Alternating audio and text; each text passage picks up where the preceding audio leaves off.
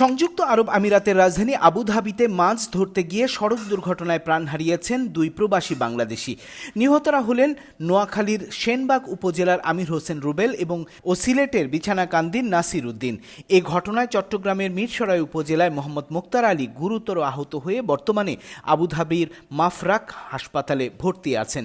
শুক্রবার ভোরে খলিফা বিন জায়েদ রোডের 11 নম্বর এক্সিটের সামনে এ দুর্ঘটনা ঘটে।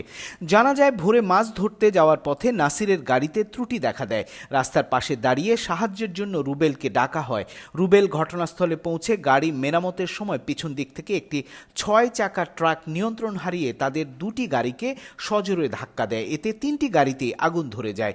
ঘটনাস্থলে দগ্ধ হয়ে মারা যান রুবেল। মাথায় গুরুতর আঘাত পেয়ে প্রাণ হারান নাসির। মৃত প্রবাসীদের দুজনেই আবুধাবিতে আবাসন ব্যবসার সাথে যুক্ত ছিলেন। তাদের মরদেহ বর্তমানে বানিয়াস সেন্ট্রাল মর্গে রাখা হয়েছে।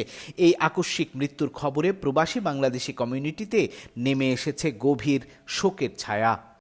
বাহরাইনে দামি ও বিলাসবহুল ঘড়ির চোরাচালান ও ভ্যাট রিফান্ড জালিয়াতির অভিযোগে 2 এশিয়ান নাগরিকের বিচার কাজ শুরু হয়েছে।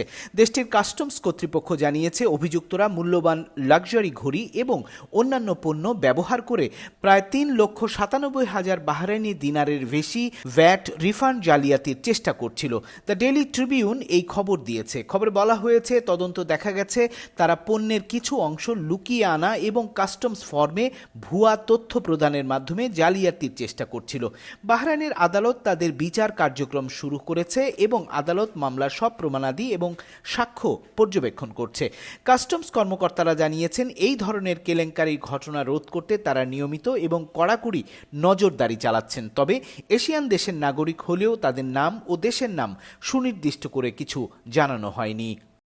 কুয়েতের সড়ক নিরাপত্তায় কঠোর নিয়মের ফলাফল হিসেবে ট্রাফিক আইনের লঙ্ঘনের পরিমাণ অর্ধেকে নেমে গেছে। দেশটিতে কঠোর ট্রাফিক আইন প্রয়োগ এবং আধুনিক নজরদারি ব্যবস্থার কারণে ট্রাফিক আইন ভঙ্গের ঘটনা মাত্র 5 দিনেই এমন উন্নতি দেখা গেছে।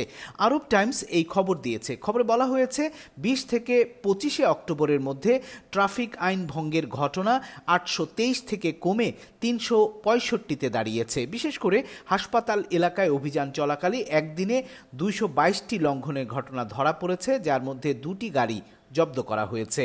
মন্ত্রণালয় জানিয়েছে, গাড়ি জব্দের পর মালিকরা জরিমানা পরিশোধের আগে তাদের গাড়ি পাবেন না। এই কার্যক্রম শুধু আইন প্রয়োগের ফল নয়, জনগণ, বাসিন্দা ও প্রবাসীদের সচেতনতা বৃদ্ধিতেও সহায়ক হয়েছে এবং কুয়েতের সড়ক নিরাপত্তাকে করেছে আরও শক্তিশালী।